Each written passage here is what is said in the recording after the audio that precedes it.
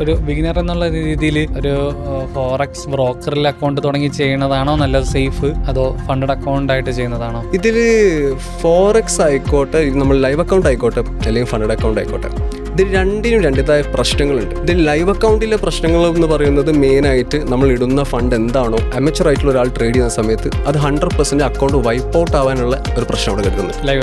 Live account obviously അല്ലേ, പ്രത്യേകിച്ച് discipline ഇല്ലാതെ ട്രേഡ് ചെയ്യുന്ന സമയത്ത്.